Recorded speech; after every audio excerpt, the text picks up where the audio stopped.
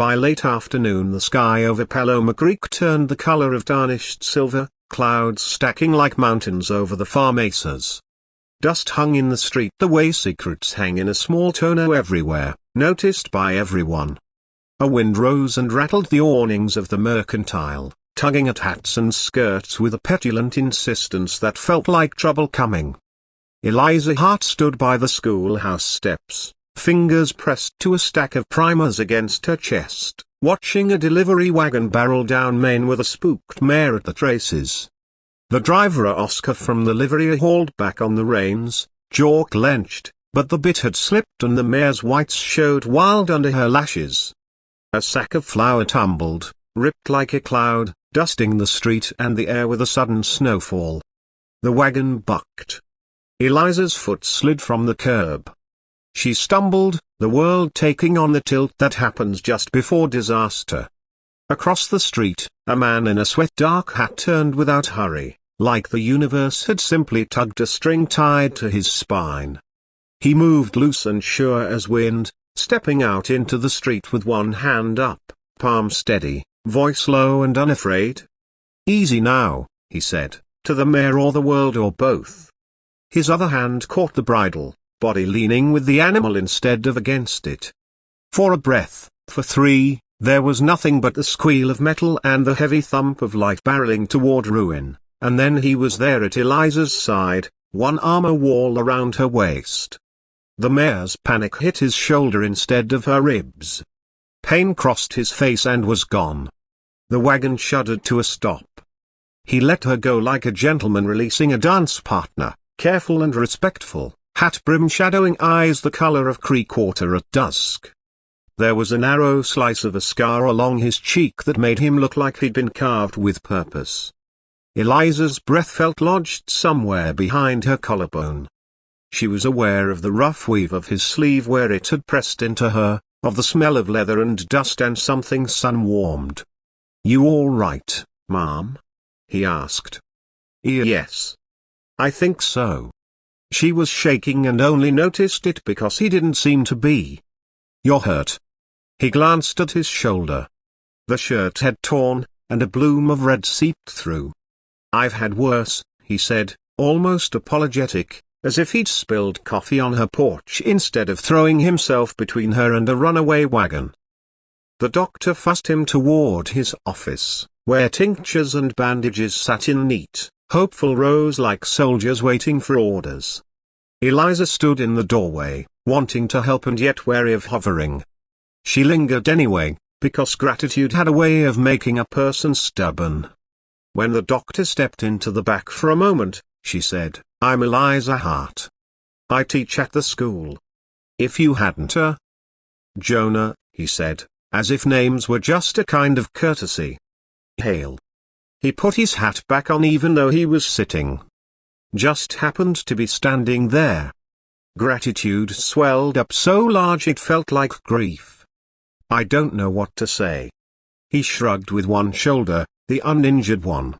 "Nothing to say." His eyes were gentle, though his mouth stayed straight. Wind kicked up. That's all. He drifted back into town life like he'd always been there, buying nails at the mercantile, mending a fence behind the church for a couple coins, letting the children stare at his horse until they got brave enough to ask questions. Eliza learned, in the way one learns in a town like Paloma Creek, that he'd ridden in alone from somewhere he didn't name, looking for a little work and not much company. She told herself the way her pulse quickened when she spotted him was just relief, gratitude, the echo of being pulled out of danger. But relief didn't make a person notice a man's hands, how careful they were with a spooked animal or a loose hinge or a child's shy curiosity. He turned up at the schoolhouse with a hammer on a Monday to fix the door nobody else had taken the time to mend. "Hinges won't hold if the frame's not square," he said, crouching, eyes level with the jamb. Eliza knelt to hold the wood while he worked. "Do you square doors for a living?" She meant it as a smile, and it came out that way. "For a living, I mostly avoid trouble," he said, nail between teeth, words soft. Sometimes trouble don't mind being avoided. He glanced at her, a flicker up from the nail head. You got everything you need here? She thought of the shelf where she kept a jar with coins for ink and paper and the way the children's elbows jostled in two small desks. Oh, she said lightly, like the answer didn't matter. Enough. He studied her for a breath longer than comfort allowed, then tapped the nail home. On Saturday evenings, the town made a kind of happiness out of nothing, the glow of lanterns strung across the hall, a fiddler scraping a tune that sounded like the horizon, and women in dresses they'd mended twice and still held like grace. Eliza wore the blue cotton she'd made herself and braided her hair, and if she looked for Jonah among the men pressed against the wall pretending not to want to dance, well, that was between her and her foolish heart. He was there, of course, leaning back like he had all the time in the world, letting the noise wash over him. She crossed the hall before she could give herself a speech about it. Are you waiting for particular music, she asked, or particular company? His mouth edged toward a smile. I've got 2 left feet and a bad shoulder, he said. Could step on your toes and blame both. I have sturdy shoes, she said. And toes brave enough for it. He hesitated, then set his hat on a chair. The dance turned slow, a waltz filled with the careful swoop of trying not to step on anyone. He held her as if the bones of her were a question he was afraid to answer wrong. The room fell away, not just the people, but the problem of what people thought. When the music ended, his breath lived on her cheek for a heartbeat, and then he stepped back.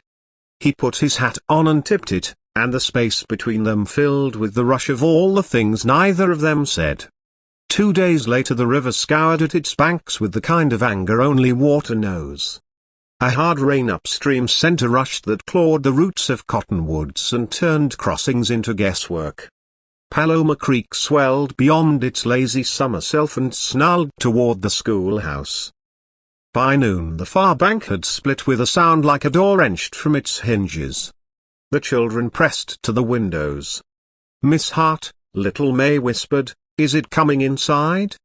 Not if I can help it, Eliza thought, even as she calculated distances, weights, small hands. She moved the children onto tables, calmed them with arithmetic, count with me, 2 and 3 and 4 and braid in the spaces between numbers. Jonah appeared in the doorway the way good fortune sometimes does, abrupt and unearned. He took in the room, the water licking at the threshold. Back door, he said. We go 2 by 2. I'll take the smallest. I'll take the boys, Eliza said, voice steady because fear has no purchase on someone who has children to shepherd. They moved through the water in a procession of determination and damp socks, hands chained to hands. Jonah took May on his hip and a lantern in his other hand, the flame a stubborn little sun. The river pressed, wanting to pull at ankles and promise another kind of ending. Jonah stepped between Eliza and the slickness 2, 3 times, like a natural law, him first, ruin after. When the last child scrambled up onto the church porch, wooed with blankets and cocoa conjured from somewhere, the schoolhouse door shook loose and whirled away downstream. Eliza was last, because a teacher is duty before anything else. A step went out from under her, and the world tilted like that day with the wagon, except this time the water roared and cold bit at bone. Jonah's hand found her forearm, iron and warm in the cold. He hauled, slow and sure, the way a man hauls himself out of something deep after years of practice. Her foot found purchase. They staggered up the steps. The town broke into a cheer that landed soft as a quilt over them both. He was bleeding again, of course. Men who put themselves between danger and others always are. In the church, where someone had lit every candle and the air smelled like wet wool and relief, Eliza cleaned the cut on his wrist with water that remembered its manners. His breath hitched when the rag dragged across raw skin. She looked up, and his eyes were the same as the river, darker than before, fuller. They held each other's gaze as if anchored to it. "You always show up right when a broken bar, right when a person needs somebody," she said. "Only time I know what to do," he answered. His voice had a new roughness, as if it had scraped against something true. "Most other times I say the wrong thing, or nothing at all." "I know about nothing at all," she said, and then the words tumbled because the dam had broken somewhere inside. "I came here after the fever took my husband. I thought I could start small and quiet and not need anyone. But small and quiet turns to lonely if you hold it too long." He listened like a man who'd been thirsty a long while and suddenly remembered how to drink. "I had a brother," he said. "Milo. We ran cattle, drifted, owed money to the sky and the dirt. Trouble found him, found us. I kept riding when I ought to have stood and fought. I tell myself I couldn't have changed it. Nights don't always listen to telling." She covered his hand where it lay on the pew, rough palm to her fingers, ink-stained from a life of letters. He looked at their hands. A knot in his jaw loosened. If grief could be touched, it would have felt like that, like the steady warmth of a person willing to hold a thing that hurts. Trouble came back to town in a suit and starch, Mr. Voss, who owned half the valley and wanted the other half. The flooded schoolhouse sat crooked and ruined. He stepped around the mud as if it offended him personally and handed Eliza a paper that said the land would be sold, the school moved or closed, and education, like everything else, would make way for profit. "Children can learn in the church until a suitable arrangement is made," he said, which meant never. "That corner's worth more to me than it is to you." "It's worth everything to me," Eliza said, hearing foolishness and bravery as two sides of the same coin.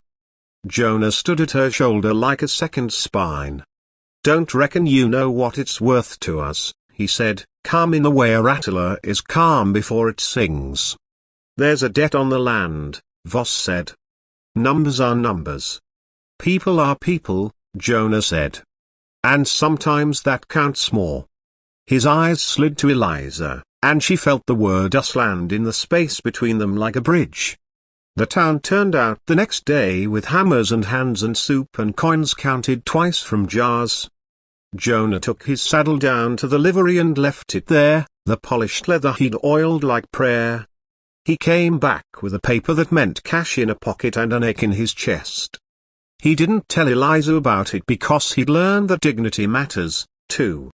She found out anyway when the livery boy told her, breathless with the thrill of information. "You sold your saddle?"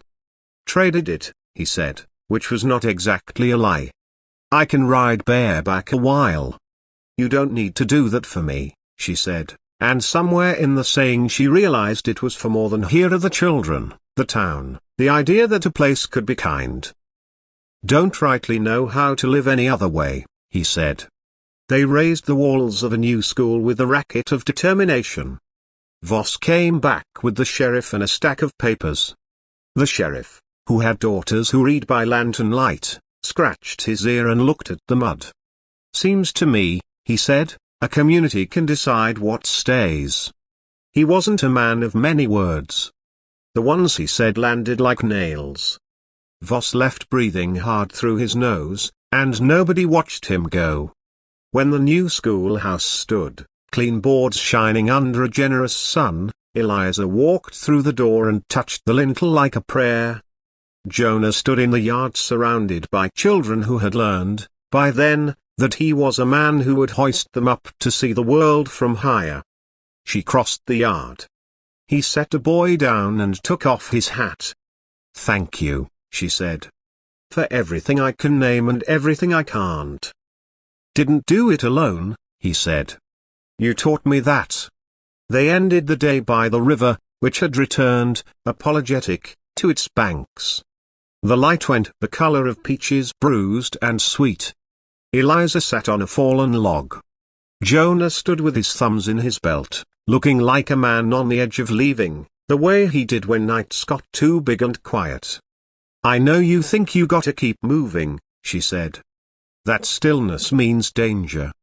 I know because I thought needing someone made me weak. But it didn't. It made me strong enough to stand in a flood and count to 4 and keep going.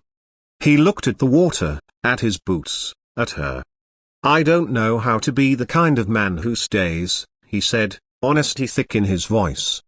But I'm tired of listening to the part of me that says I ain't allowed to try. We could learn together, she said, a small sentence that felt like roof and walls and firelight inside. He stepped closer until the space between them felt like a thing they'd both earned. He raised a hand and stopped a breath away from her cheek, asking without words. She leaned into it, and the world quieted. The kiss was not a promise so much as a beginning, and a beginning, she had learned, was the bravest sort of thing. A week later, Jonah's horse wore a new saddle bought with wages measured in fence posts and sweat, and there was a peg by Eliza's door where his hat lived when the day was done. He helped with lessons in the afternoons, teaching the children knots and the names of stars. In the evenings they sat on the porch and watched the town brettia lanterns winking alive one by one, laughter skipping along the street, the kind of peace that is made, not given. Sometimes, when the wind rose and rattled the awnings, Eliza's heart tightened, remembering. Sometimes Jonah woke with his brother's name in his mouth. They learned the practice of reaching for each other in the dark. The town settled around them, generous as a quilt. Love, it turned out, wasn't thunder or lightning. It was work and mercy and the steady choosing of a person, day after day, even when the river ran high, even when scars ached. It was being rescued and rescuing right back, until the word rescue wore down into something quieter and more enduring. By winter, the cottonwoods along the creek whispered together in the dusk, telling each other the news of the day. The schoolhouse windows shone like eyes. A cowboy walked down Main with a woman at his side, and the town knew that some stories, the best ones, are simple and true. Two people found each other when the world tilted, and together they learned to make it level.